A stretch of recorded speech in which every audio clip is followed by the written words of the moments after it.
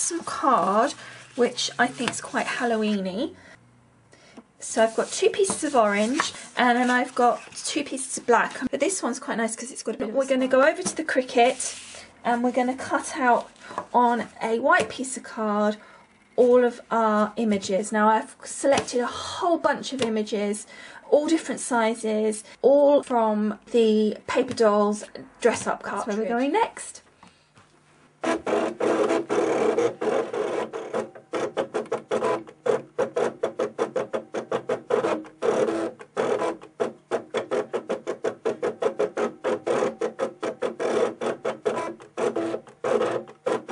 Okay, so that's that all cut out, so we're going to unload the mat and then go back to the table. Continue with our card.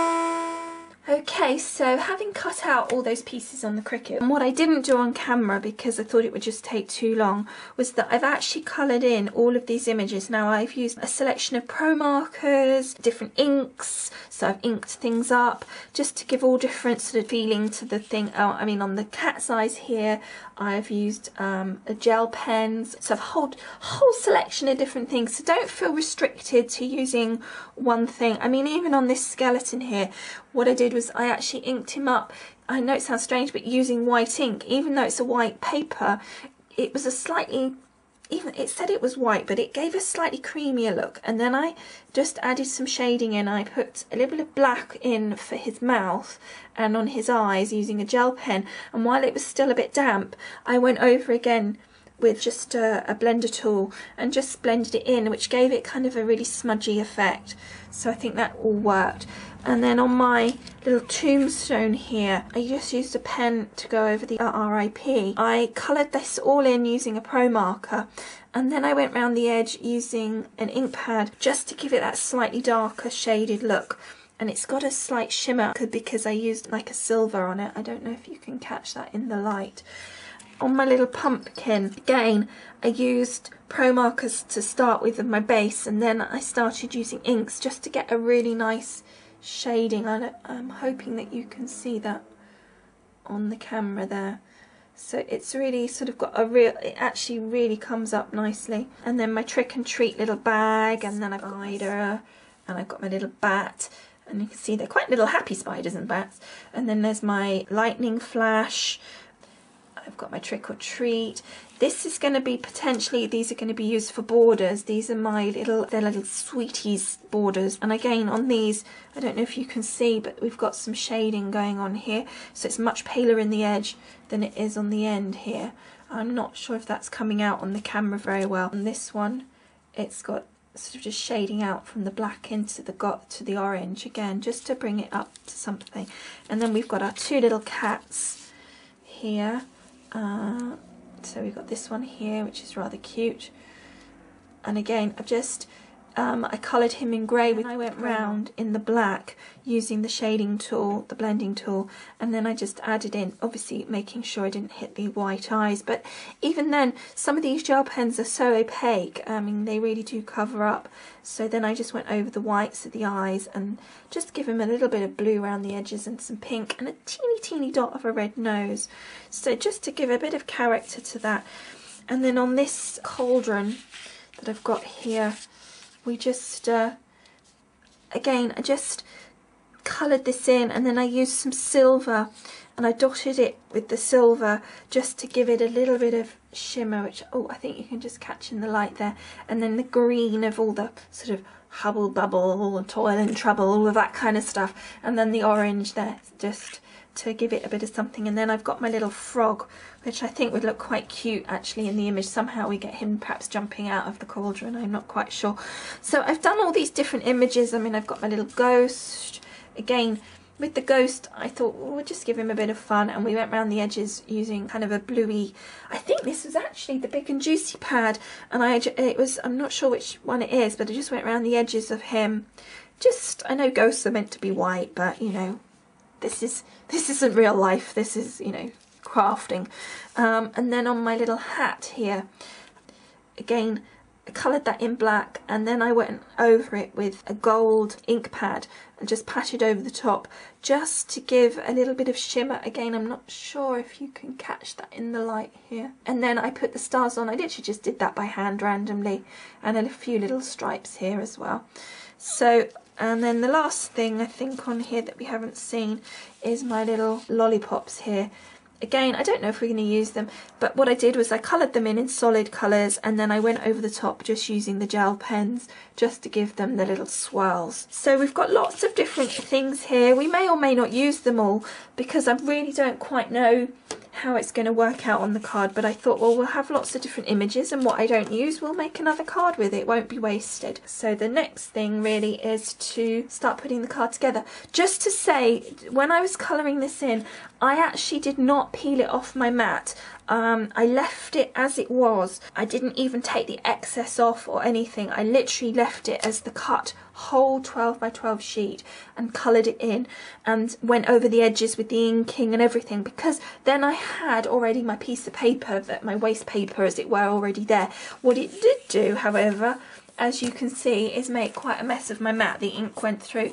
I'm not too bothered about that. This was quite an old mat anyway. It needed dealing with. Okay, so now I've got all my bits and pieces ready. The next thing is to start putting the actual base card, and I've just been thinking about exactly how I want to do this. So what I'm going to do at the moment is I'm going to put one piece of orange to one side, and I'm going to put my sparkly black to one side. I'm going to fold this in half with the coloured side on the inside. Now you could score this first if you wanted to, but I'm just going to line it up and fold that piece, not the sparkly one, just the plain black piece, and again fold that in half, again with the colour on the inside. And what we need to do is stick these two pieces together like it'll fold over as a tri-fold card, but obviously it's a little bit boring on the outside. Before we put some more pattern paper on the outside, we're going to start making that shape that we had where it folded over. So what we're going to do next is mark up our dimensions of where we're going to cut across to make that diagonal crossover, so that you can start to see the other colours through, like so. I'm going to open up my card,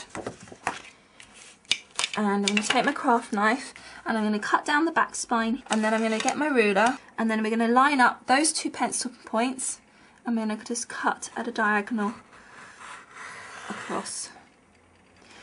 You could alternatively, if you didn't want to use your craft knife, you could just draw a line and cut with your scissors, but I find you get a nice line with that.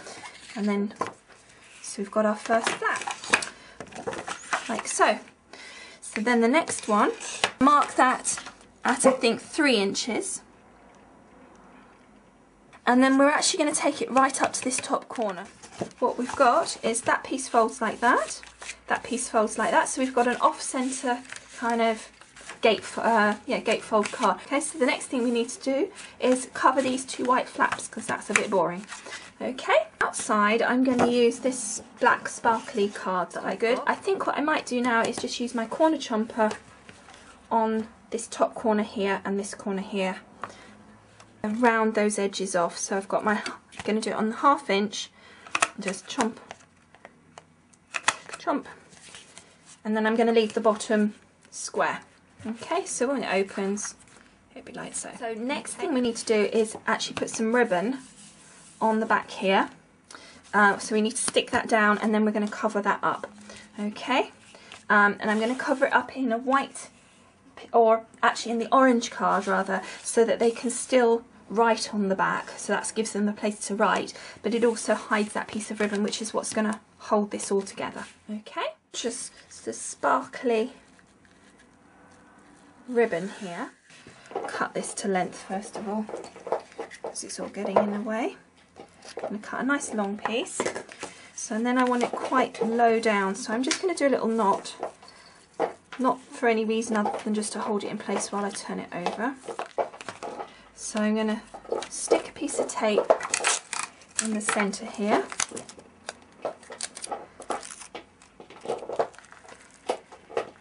Like so.